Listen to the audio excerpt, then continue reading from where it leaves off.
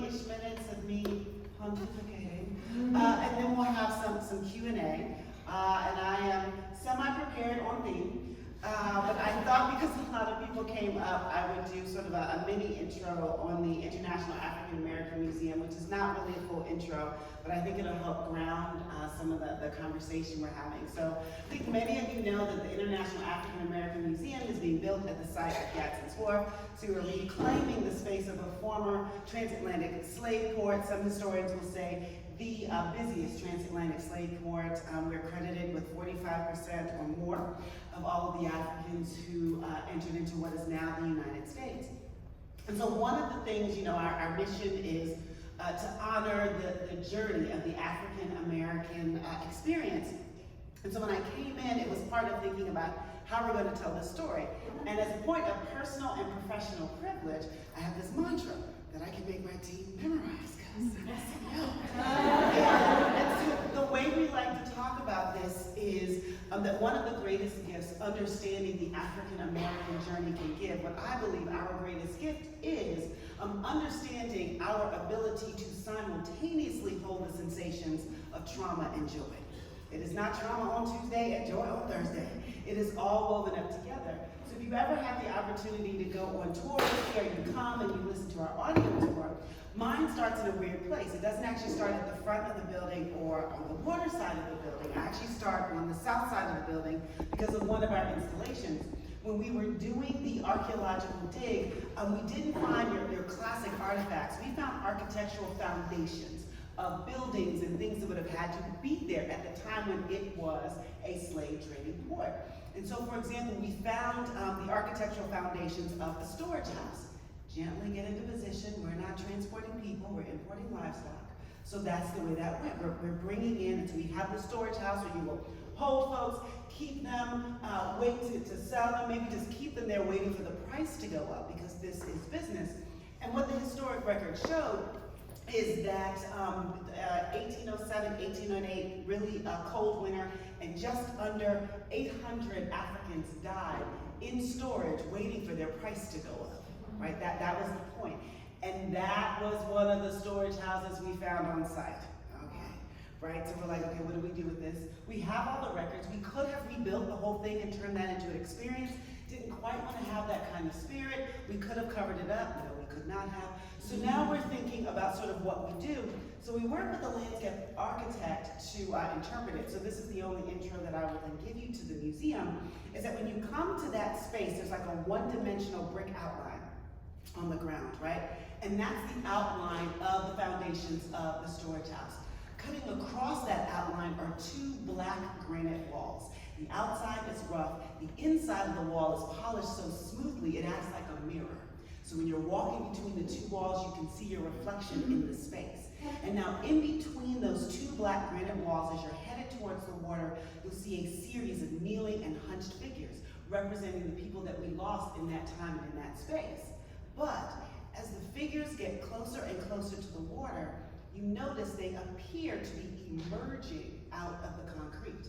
And on the outside of the black granite wall is where we've inscribed the Maya Angelou poem, "And Still I Rise." So that is part of that weaving of, that's what we mean by the full story. So you get the whole thing in there. So that would be, I think, my introduction to the museum and the way that I approach it. I'm kind of like, you'll find lots of things being intentional in the space. And so, as was mentioned, today's theme is corruption. We'll not be taking that personally. And as I think through, this is for my timing to make sure. I was told I could take any kind of take I wanted with this. So I'm like, how are we gonna do corruption and I get fired? So we're gonna talk, and so, but then I leapt into my hit zone, right? I'm a brainy kid. I spend a lot of time in my head. And so I decided to go with the idea of the corruption of ideas, right? And so that was sort of the theme that I came with. And so there are three kind of big ideas that are top conversation right now that are kind of running around, and I wanted to give you my take on potential or prevalent corruption of that idea. Depending on your relationship, you can say, she just said it was potential, she didn't say what's happening right now, if you need to sort of keep in that space. So the first idea, because, let's just go hard, would be reparations. Okay, so in terms of kind of the corruption of ideas, it's the difference between reparations and reparative gestures, right? And so I think that a lot of the way that the conversation has gone to kind of corrupt that has been towards reparative gestures. I think that's why we find a lot of folks who really believe in the concept or believe something needs to be done really resist what's being put on the table. So a reparative gesture would be a one and done.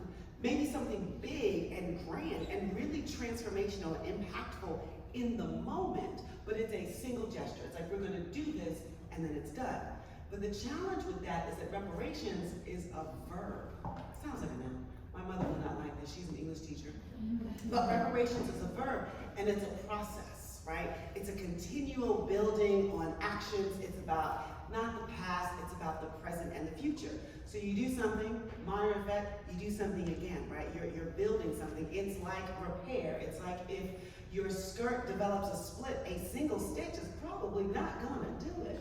And the other thing is that sometimes reparations requires pre-work. I had a good colleague say that it's impossible to do reparations without going through the process of reconciliation.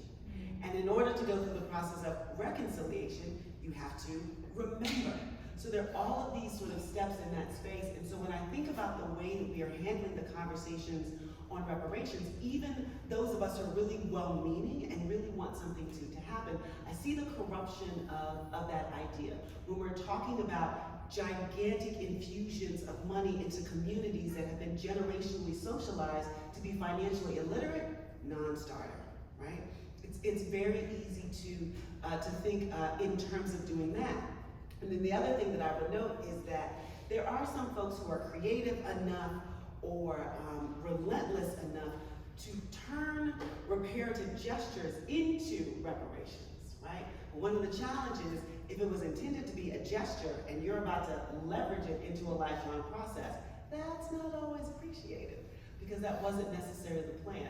So my first idea around corruption and an idea that is sometimes corrupted in the conversations we have is understanding that reparations and reparative gestures are very different things, and that reparative gestures are a subset of the process of reparations.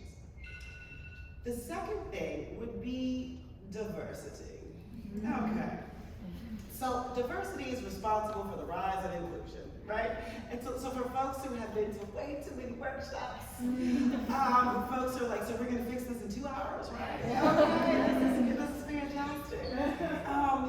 In terms, and also folks who are tired of seeing it on websites, I liken it to, I think the FDA just came out with something and said that, Fruity Pebbles and Cocoa Puffs can no longer say healthy on like the side of the box. So it's in that category, right? You'll see these things, diversity, diverse.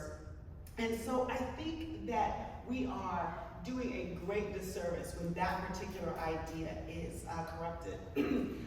One of my favorite kind of like case studies, this consulting firm went in, and it was a company that was large enough. They were working with a company that was large enough that all these different kinds of divisions, so they could assess each of the divisions as they were almost separate cultures, right? Which was great because the company had to be really big. And so they pulled out several different like divisions and departments, and they rated them on their diversity level, right? How diverse, how different. So you had highly monolithic, right, over here, and then you had highly diverse in here, middle of the road, sort of right here. And then they compared the outputs. They compared the key performance indicators as the company themselves defined it, whether it be making money, being able to hire, retain, all of those kinds of things. And they got this interesting kind of like 3-hump bell curve, right? So they had the highly productive group over here. They had the struggling, poorly productive, and then they had a nice big bulk in the middle. Good enough. Nobody's getting fired. Nobody's getting promoted to CEO, but that's good. That is decent forward progress. what surprised a lot of folks is that in that middle part were folks who were middle of the road, but usually sort of in that monolithic kind of place. So folks are wondering where the highly diverse teams would end up. Highly diverse teams were actually split. The majority, there was a minority of highly diverse teams that were over here in the highly productive side, right? That they're killing it.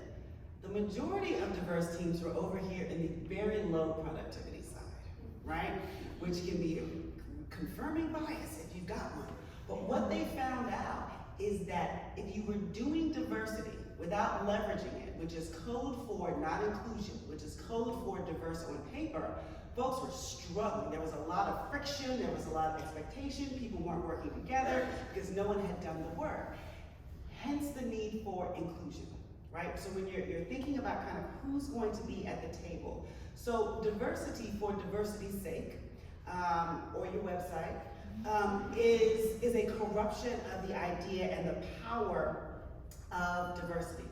The other way, though, that the idea and the concept of diversity gets corrupted is if you attempt to do diversity without acknowledging both the unspoken and the bespoke institutions of power, cultures of power, it becomes corrupt, right? So the question is, we're going to be diverse and say we're going to do 50-50. Let's use a different culture. Let's use some of our cultures where women are highly socialized to be quiet, right? And to speak when requested speak. Dear American women, I know we like to say that's us, but y'all know that is not us. Okay, so if you're in one of those cultures, we're very culturally specific for women not to speak up, to wait, to be included in the conversation. So if you have a meeting or a committee or a company that is 50-50, male and female, you may have diversity in numbers, but you're still going to have a very male culture, right? So part of it is you have to take into account what the hidden or not so hidden power structures are. So when folks ask, why are you over-representing X or Y, it's that you're balancing that out in a very deliberate and intentional kind of way. So that's one of the other ways that this idea that diversity gets corrupted when we don't take into account all of the steps required to get there. My favorite version of the corruption of this idea is diversity as deflection. So if you've got a group that would like to be more diverse, you then start talking about the level of diversity that you have, right? Not all red-headed women have the same taste in beer, right? That is what makes us different. She's a wine girl, I'm more of a beer. She doesn't even drink. We are very diverse. We're all redhead and female, but okay, we're diverse. Insert favorite type of person who might be saying that in your head in terms of those kinds of things. So when diversity is used as a deflection, it is very true that no two people are alike, but that wasn't the point, and that wasn't why we brought up the conversation. And my background is on the STEM side, this innovation side, and monolithic culture is the death of innovation. So from a very practical standpoint, it has never really worked in my circles because all the easy problems had already been solved. And so we were here trying to do very difficult things, and people with common backgrounds, common perspectives, common experiences, we tend to circle each other, right? In that we tend to reinforce what we're trying to do. And the ultimate question of any business or organization or life purpose, which is what problem am I trying to solve, really suffers when everyone in the room has the exact same perspective on what the problem is and how to get there. So diversity is often used as a deflection in that, but I will say that in my practical work in this space, I actually do always start with inclusion. Because in order to be able to be an organization or a community that truly welcomes diversity, you have to be able to handle the diversity you do already have, right? And so when you're setting up and you're labeling your platform, actually you do that. You think about inclusion. You think, we may all look alike, but who here is unhappy because they don't feel like they have a voice at the table? Or who here is feeling marginalized because they feel like their perspective isn't being recognized. So for me, that is actually the foundation. But part of the corruption of the way we've done diversity is why inclusion is now the word of the day. Also a verb, by the way. So first was reparations. The next is diversity. And then I would say the last concept that I see that's being really corrupted, I think right now, I think we're all kind of feeling it, is the idea around leadership, right? Code for being in charge. Oh, Lord Jesus. Leadership is not being in charge. I don't know who said it was really about being in charge. And so as we're in this place where we have democratized platforms, right? And so we are in a place where folks can be heard. But right now we have a corruption of leadership such that the loudest voice seems to be the leader or the leading voice, or the loudest voice can be misconstrued as the leadership. So one, leadership is a responsibility, not a reward. We've all been a little tricked around that, right? We think about leadership in terms of promotion, right? And think in terms of going higher and higher rank. It's a reward for things that we have done well. That's why you get to be a leader. That's why you get to be promoted. But actually what leadership is a sign that you are ready to be trusted with more responsibility.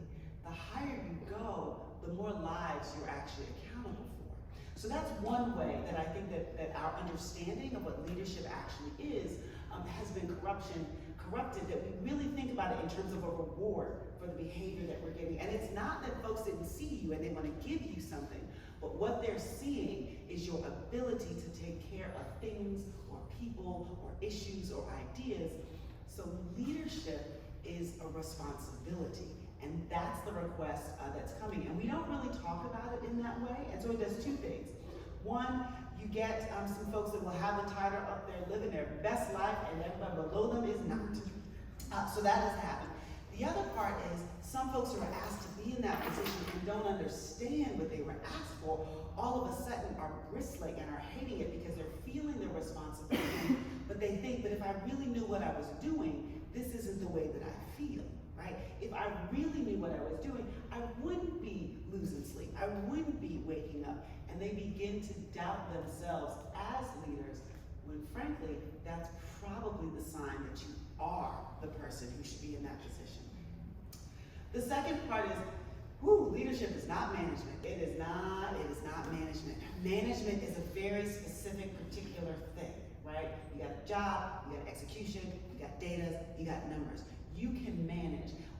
Someone once explained to me that the essential thing about that is that managers are appointed and leaders are chosen. Which was an interesting play on words, and because I like words and I like language, I really understood what that meant, because it dovetailed into the third point, which is that leaders require followers. It's real key. It's real key. If you are leading and you're going down the street, you're leading a band, there's no band. And so this is a really, I think, important thing, that leadership requires followers, but followers who have choices. Yeah, you're like, oh. So yes, it's not just followers. It's not that you can mandate someone to follow you. It's not just about hierarchy. It's not about autocratic leadership. It's not about dictatorship. Leaders have followers who have choices about whether or not to follow them. And that's what makes it hard, right? So it's not management, it's not being in charge. I can't say, you, follow me now. Although you might, but you wouldn't mean it, right? You wouldn't mean it. And so that's one. It's not about appointment, right? It's about people trusting you with the path that you're on. The second thing is, that's where the responsibility gets in. It's one thing to be assigned a job that you don't like, right? You're like, all right, well, I'm just gonna do this, and I'm gonna, 4:59, did you say? All right, here we go. Versus, for many in the room, remember the time someone came up to you and was like, I wish you be my mentor. Like, you're amazing. Can I just have coffee with you? There is like this wash of sort of responsibility that comes. You knew everything you had to say until you looked in their eyes and saw the her wisdom. And now all of a sudden, you're kind of questioning. That's the responsibility part. So that's a really, I think, big difference around leaders and leadership at a time when it's not that we are at a time, I think, where we need more leadership, but we are at a time where we're actually craving it. I feel us at a time where folks are like, this is new, this is different, never studied that, would like to learn that. Who around here knows anything about that? I will follow you, right? And you also find this craving for leaders in times of uncertainty. Leaders don't leverage fear. I think in terms of that, leaders leverage hope. Leaders don't craft stability because you can't always do that. But leaders do radiate a belief in stability ahead, right? That's a little bit different. You can't necessarily guarantee or craft. It's the radiation of the belief that that is possible and that that's where we're headed that actually creates followers, that actually creates the certainty inside your followers that you need. And also remembering that, followers do have choices. So we have reparations, right? That's a hot topic kind of thing. And thinking about the way we sometimes corrupt long-term ideas into short-term solutions, right?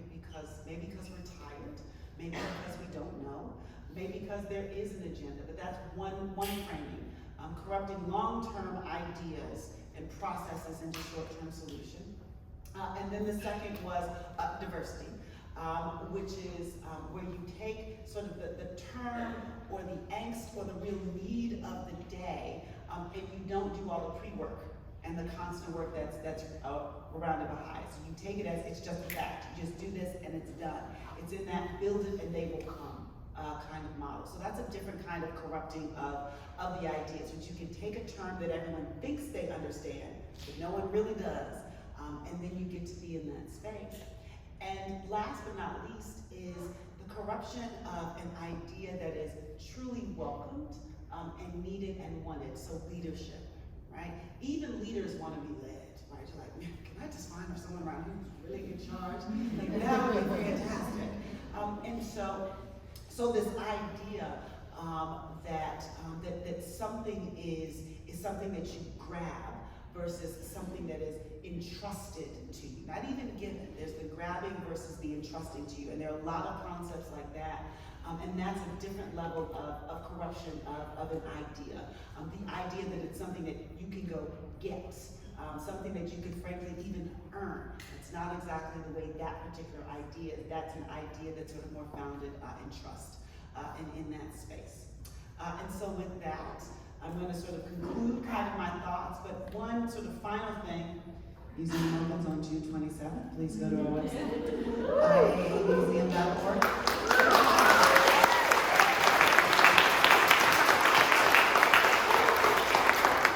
Thank you.